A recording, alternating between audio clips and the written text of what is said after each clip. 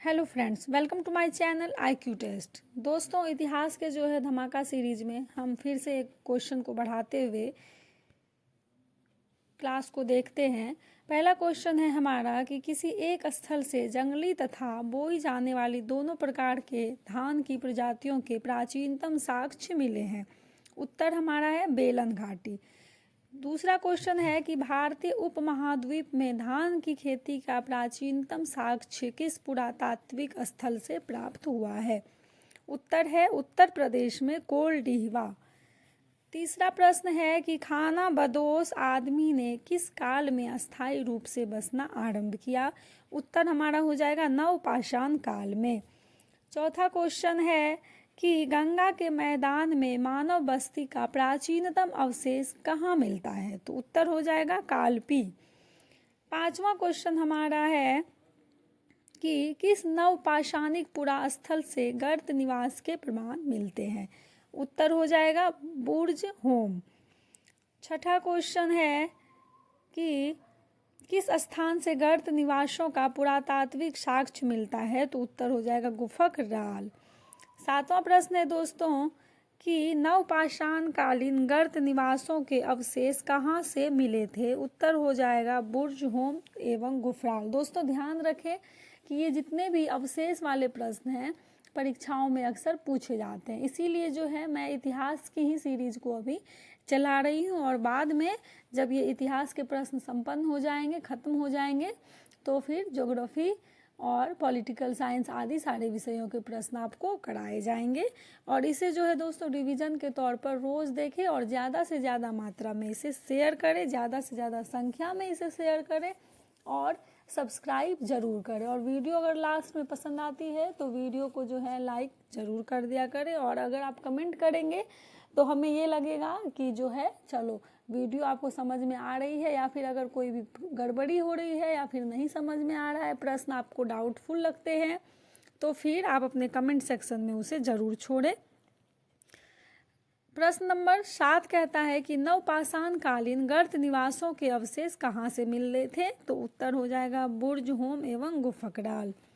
8वां प्रश्न है हमारा कि भारत में कुल क्षेत्र में लोग जमीन के अंदर यहाँ पे गड्ढों हो जाएगा, गड्ढों में रहते थे, इस बात का संकेत कहाँ के खुदाई से मिलता है। तो कश्मीर के खुदाई से मिलता है।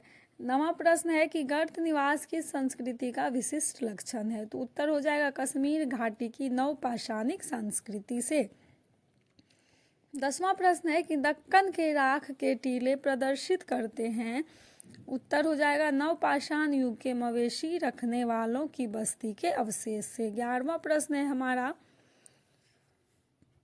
कि राख के टीले किस क्षेत्र की नवपाषाणिक संस्कृति से संबंधित है। उत्तर हो जाएगा दक्षिण भारत।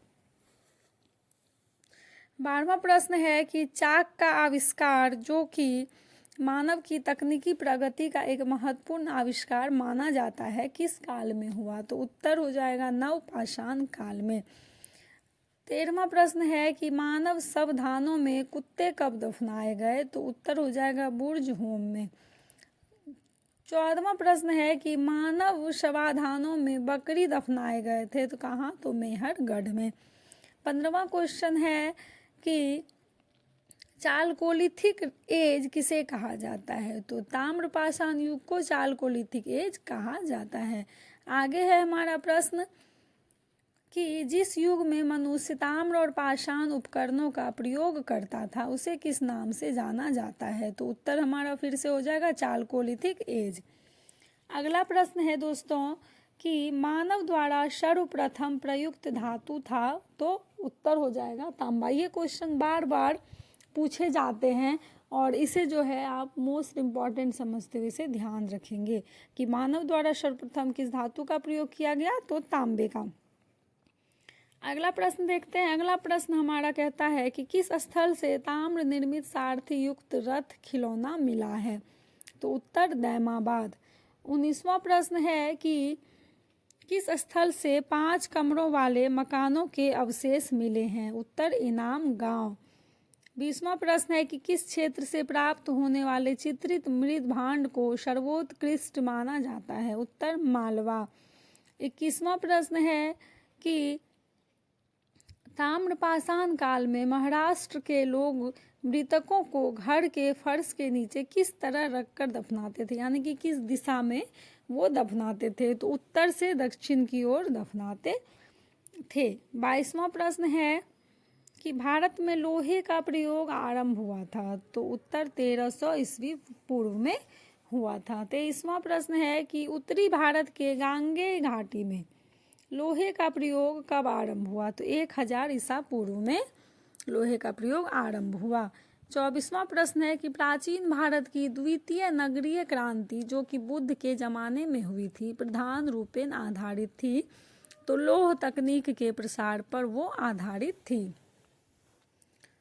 25वां है कि महापाषाण संस्कृति हमें दक्षिण भारत के उस युग से परिचित कराती है जब पाषाण काल में उपयोग में लाए जाते थे, यानी कि पाषाण काल में जो उपयोग में लाए जाते थे वो हमें महापाषाण संस्कृति से परिचित कराती थी। वो थी हमारी कि बड़े पत्थरों से घेरी गई समाधियाँ। अगला प्रश्न है कि दक्षिण भारत वृहत पाषाण समाधियाँ संबंधित है, यानी किससे संबंधित है? तो लौह काल से संबंधित है। अगला प्रश्न देखते हैं। अगला प्रश्न है कि तमारा निधि या भंडार संस्कृति किस मृद भांड से संबंधित है? तो उत्तर हो जाएगा गेरवे चित्रित मृद भांड संस्कृति से, यानी कि ताम्र निधि या भंडार संस्कृति जो है गेरवे चित्रित मृद भांड संस्कृति से संबंधित है। अगला प्रश्न है हमारा कि भारत में प्राचीनतम चूल्हे का पुरातात्विक अवशेष मिला है? तो बिलासुरा ग्राम से मिला है। आगे देखते हैं प्रश्न हमारा। आगे है हमारा दोस्तों प्रश्न कि भारत में किस नवपाषाणिक स्थल को सर्वप्रथम सूचित किया गया था? तो लिंग सुगुर को जो है सूचित किया गया था। अगला प्रश्न है कि मानव के क्रमिक विकासवाद के सिद्धांत को पहली बार किसने वैज्ञानिक ढंग से प्रतिपादित किया? तो डार्विन ने। 31वां प्रश्न है हमारा कि चार्ल्स डार्विन थे वो क्या थे दोस्तों? तो वो एक जीव विज्ञानी थे। 32वां प्रश्न है कि चार्ल्स डार्विन कहाँ के निवासी थे? तो वो इंग्लैंड के निवासी थे। 33वां प्रश्न है हमारा कि डार्विन का मानव संबंधी क्रमिक विकासवाद सिद्धांत ईसाई धर्म ग्रंथ बाइबिल में प्रतिपादित किस मत या सिद्धांत का खंडन था? तो यह दैवीय उत्पत्ति मत का खंडन था। 34वां क्वेश्चन है कि the origin of species bye means of natural selection के लेखक थे? तो कौन थे? Charles Darwin. 35वां प्रश्न है कि चार्ल्स डार्विन की जो ये रचना है the origin of species bye means of natural selection कब प्रकाशित हुई थी? तो दोस्तों यह 1859 यानी कि 1859 में प्रकाशित हुई थी।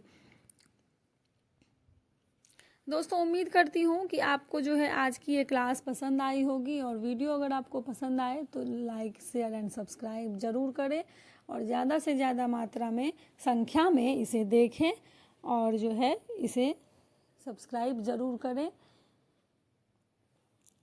Thanks for watching.